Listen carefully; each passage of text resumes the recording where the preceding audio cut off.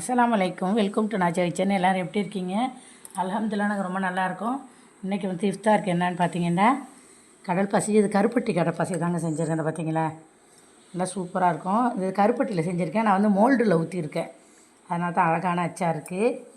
கருப்பட்டி கடப்பாசி செஞ்சுருக்கேன். நோம்பு கஞ்சி, இது வந்து சின்ன பூரியாக, அதுக்கப்புறம் வாடை வச்சுருக்கேன். அதுக்கப்புறம் கஞ்சிக்கு தொட்டுக்க ஊறுக்காய்.